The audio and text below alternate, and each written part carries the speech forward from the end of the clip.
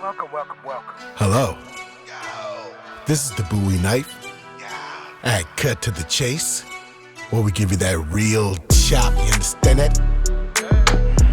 Our talk stream, we discuss sports, entertainment, current events, food, and just common sense. Tune in and subscribe. I'm your host, the Bowie Knife. We'll give you that real chop, you understand that? J-Kell. J-Kell's in the house, talking about the draft. He's excited about the Raiders. Let's see what he got to say, man. You know, Shadeur slipped. Yeah, this your boy J-Kell. Just cut to the chase, man. I'm in celebratory mode right now. My Raiders got Aston Genty. That's right. Aston Genty is now a Las Vegas Raider.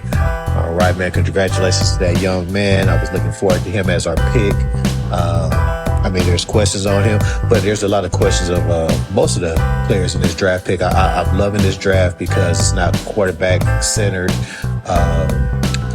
Teams are taking the players that they really want. I love this draft. GNT walked into the Raiders. I put on my Facebook before the draft that if he was picked by the Raiders, that I would buy a Raiders jersey with his name on it. I haven't bought a Raider jersey in over 20 years. I'm not a jersey wearer, but I am going to go pick up his jersey. I want to talk about a few other things that's going on in the draft. Congratulations, Travis Henry. Man, I love that kid. Coached by Shadeur Sanders. Played with Colorado, two-way star. He's goofy to me. He's a goofy, fun-loving kid, man. His attitude, I love it, man. His demeanor, I love it. Congratulations. I'm hoping that, he wants to play two ways full time. I'm hoping that his team doesn't let him do that. I think that's a little too much wear and tear in the pros. Pro game is very different from the college game, but I do hope he gets to play on both sides. Star on one side and make appearances on the other side. That would be dope.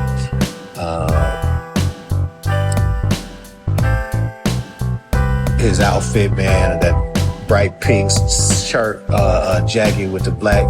The boy was sharp, man. Just a goofy dude, but I love that goofiness. That's me. You know what I'm saying? I had that same kind of goofiness to me. So it's nice to see that in this era of arrogance and, overconfidence and cocky and, it's just nice to see in that kid. And speaking of arrogance, it didn't take no longer than 5 minutes after the draft ended that people talking about it's a racial thing that Shadeur Sanders' son, Shadeur Sanders, didn't get picked in the first round. Yo, black people, we gotta stop taking that easy excuse. Everything is not a black thing. There was a black quarterback who was very confident, very outspoken, that was drafted number 1 overall. Yes, Shadeur slipped, but was it a racial thing that when Aaron Rodgers slipped? He slipped far too. So it's not a racial thing. It's a they don't like you thing. It's a I don't like your daddy thing. And is it unfortunate? Yes and no. And the reason I say yes and no is I think that Shadeur is going to be a good quarterback. I'm still hoping the Raiders have the 5th pick in the 2nd round. I'm hoping either they move up or they stay where they are and maybe he falls to the Raiders. I am looking for the Raiders to pick up a backup quarterback, so Shadeur or Jalen Milroe, who I really like Jalen Milroe. His skill set in the NFL, I'm hoping to see that we pick up one of them. But black people, we got to realize the NFL, sports, is still a job. So talking too much, overconfidence, how you was talking about how Deion should go and to coach and be a head coach and he wouldn't take this and that. Yo, they are still employees. And if I'm an employer and I'm paying you a salary, if I don't like a certain thing about you, guess what? You're going to slip. You're not going to get paid. You know what I'm saying? When you go to a job interview, when you guys go to a job interview, do you bebop in there? Do you talk the same kind of stuff that you talk when you're out on the streets? No. And I heard that his interviews was kind of, he rubbed some people the wrong way in it. Whether that's true or not, that's what's out there. Obviously, he slipped out of the first round, so there's some things there. But I hope that he used that chip and his cockiness, put that with his skill set, and I hope he comes and I hope he murders the league. But man, there were some great picks out there. I'm looking forward to this second round. I'll have my eye on this one kid, Desmond. What is his name? Desmond.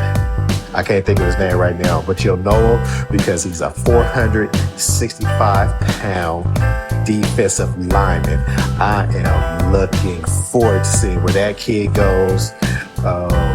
Congratulations to all the young men that was picked out there. I think this has been a pretty good draft. A couple of iffy picks. Dallas pick wasn't that exciting. They picked a lineman, which, I think the wide receiver they wanted was gone, but picked a lineman. But if you don't have your skill player that you want to get, trying to build in the trenches is something that's good. I think the Raiders are going to be doing that in the later rounds. But again, congratulations. But this one post was really about we got Aston Genty. See me live as soon as my jersey come in. I'm out of here. Go Raiders. Yeah, we got our running back. We got him, We sorely missed Jacobs, but Jacobs was picked by, Group and his regime. So he was great. We loved him while he was here. He held out. That kind of soured his character with the following regime. But yeah, we got our running back. He's a little short for me, 5'9". That could be a good thing and a bad thing. We'll see. I think he's going to be a very good piece in our machine. I'm glad they picked him.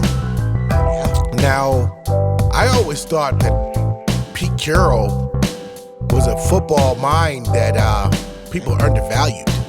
There's a lot of teams in the league, besides like the Pittsburghs and the Ravens and the Niners and the Patriots. There's a lot of teams out there that just don't have an identity.